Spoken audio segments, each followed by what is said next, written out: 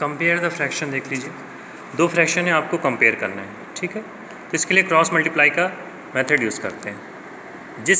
जिस साइड का numerator use होगा उसका रिजल्ट उसी साइड को रिफ़र करेगा, ठीक है।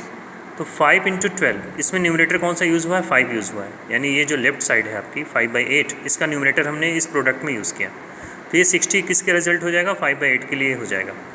और ये जो क्रॉस है आपका 7 × 8 इसमें राइट साइड का 7 यानी कि ये numerator multiplied with the denominator, तो ये जो क्रॉस आएगा, ठीक, इसका रिजल्ट कितना आएगा 56। ये हम क्या समझा रहे हैं आपको, हम ये बता रहे हैं आपको कि इन दोनों में आपने कहा 60 इज़ ग्रेटर देन 56, तो 60 इज़ ग्रेटर देन 56, तो कैसे पता चलेगा कि कौन सा फ्रैक्शन है। तो जिस फ्रैक्शन का न्यूमरेटर यूज़ हुआ है, देखिए यहाँ पर 5 यूज़ हुआ है और वो किस फ्रैक्शन में, इस फ्रैक्शन में है। मीन्स 60 कहने का मतलब हो गया हम 5/8 की बात कर रहे हैं, ठीक।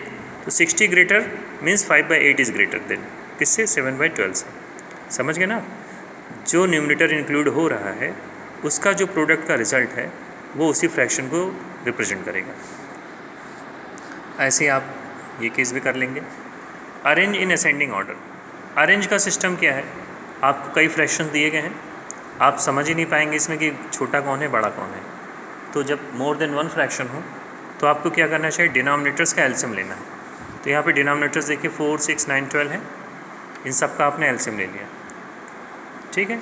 अब ये मैं नहीं बता रहा हूँ, आपको पता है 36 आएगा। अब आपको क्या करना है, सबको लाइक फ्रैक्शन बना देना है, यानी अगर सबका डिनोमिनेटर सेम हो जाए तब आप कंपेयर कर लोगे, सिर्फ न्यूमरेटर को चेक कर लोगे और देख लोगे कौन छोटा है कौन बड़ा है। तो हमारा जो एलसीएम आया कितना था, 36। तो 3/4 को अब हम इक्विवेलेंट बनाएंगे किसके, 36 डिनोमिनेटर के, यानी ऐसा फ्रैक्शन जिसका डिनोमिनेटर 36 हो जाए। तो वो बनेगा कैसे, 4 × 9 करने से ये 36 होता है। तो अगर हमने 4 को 9 से मल्टीप्लाई किया तो सेम नंबर से हमें न्यूमरेटर को भी मल्टीप्लाई करना पड़ेगा। तो ये हो गया आपका 3 × 9 और ये हो गया 27, ठीक है। तो इस फ्रैक्शन का इक्विवेलेंट फ्रैक्शन क्या है, 27/36। 5/6 था, इसमें भी हमें डिनोमिनेटर वही रखना क्या, 36। तो इसके लिए क्या करना पड़ा, 6 से ऊपर नीचे मल्टीप्लाई करना पड़ा। ऐसे हमने सारे अरेंज कर लिए। अब जब डिनोमिनेटर सबके सेम हो गए तो आप न्यूमरेटर्स को चेक करेंगे। 27 है, 30 है, 28 है और 33 है।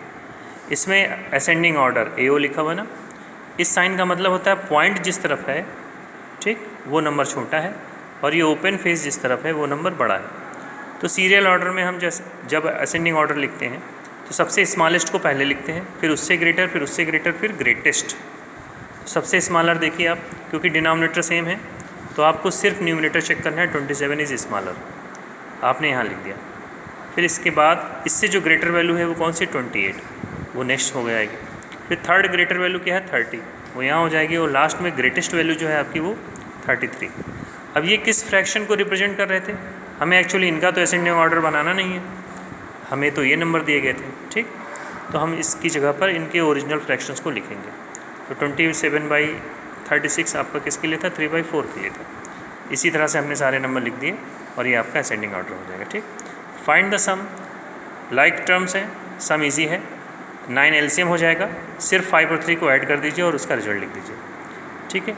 इस केस में ये जो आपके मिक्स फ्रैक्शंस हैं सबको पहले आप इम्प्रॉपर फ्रैक्शन बनाओगे, 5, 10, 15 का एलसीएम निकालोगे, 30 आएगा। इस एलसीएम को पहले न्यूमरेटर से डिवाइड करते हैं, 5 से डिवाइड करेंगे इसको, 5 6 आया, उस 6 को इस न्यूमरेटर से मल्टीप्लाई करेंगे, किससे, 19 से, 114 आएगा।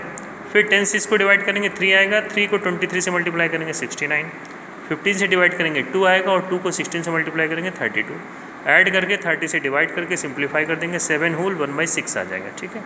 तो ये खैर आपने 6 क्लास में भी पढ़ा होगा, 5th में भी पढ़ा होगा। तो यहाँ तक आपको समझ में आ गया है। अब हम आगे देखते हैं।